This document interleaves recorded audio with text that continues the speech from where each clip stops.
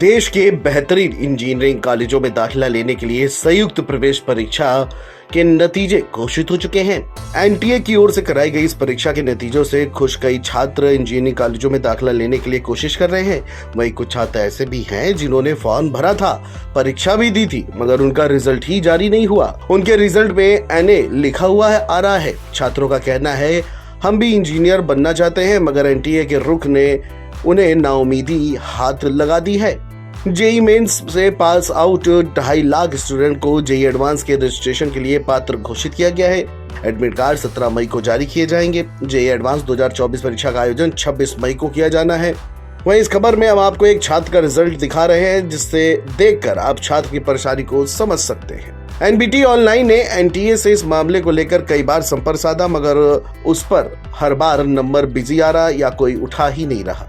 NTA की helpline पर जाने पर सैकड़ों छात्रों की समस्याओं से जुड़े मैसेज देखे जा सकते हैं, मगर एनटीए कोई जवाब नहीं दे रही है। परेशान छात्रों ने एनटीए को कई ईमेल भी किए, मगर कोई नतीजा नहीं मिला। किसी ने उनके सवालों के जवाब नहीं दिए। राजस्थान के अलवर में कोचिंग संस्थान यूनिक एकेडमी से जुड़े शुभम शर्मा का ये कहना है कि हमारे यहाँ के एक छात्र ने सेशन 2 की परीक्षा दी थी, मगर उन्होंने दूसरी बार फॉर्म दूसरे लॉगिन आईडी से भर दिया। उस लड़के ने परीक्षा दी, मगर उसके रिजल्ट में एनए यानी नॉन अटेम्प्ट यानी कि परीक्षा ही नहीं दी, ऐसा लिखकर आ रहा है।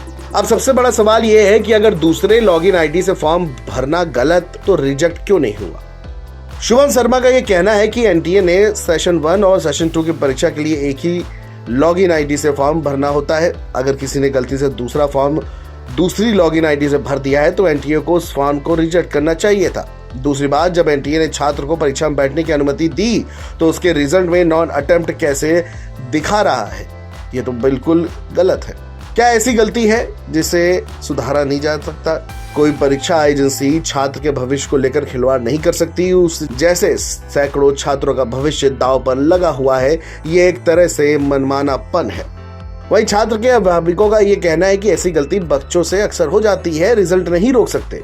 फिर भी बाद में ये कहा गया कि जिन लोगों ने 2-2 आईडी से फॉर्म भर दिए हैं, उनका रिजल्ट जारी नहीं होगा। उनका कहना है कि जब परीक्षा दी है तो रिजल्ट तो जारी करना चाहिए। कई छात्रों का ये आखिरी चांस है, अगर ये रिजल्ट जारी करेंगे तो ही जेई एडवांस के लिए आवेदन कर सकेंगे। वहीं जेई मेंस के रिजल्ट में एनटीए ने कई स्टूडेंट्स के स्कोर में डुप्लीकेट भी लिख दिया है। इन स्टूडेंट ने अलग अलग रजिस्ट्रेशन नंबर से जेई 1 और जेई 2 परीक्षा दी थी।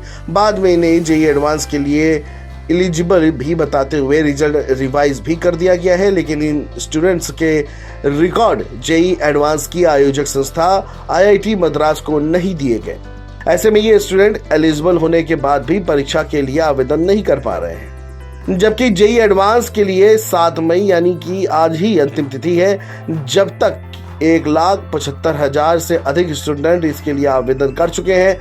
वैसे देश की 23 आईआईटी की 17,385 सीटों के लिए होने वाली इस परीक्षा के रजिस्ट्रेशन के लिए अंतिम दिन बड़ी संख्या में रजिस्टर होने का अनुमान है। बीते साल इस परीक्षा के लिए तकरीबन 1,89,000 स्टूडेंट ने रजिस्ट्रेशन करवाया था। Video desk NBT online.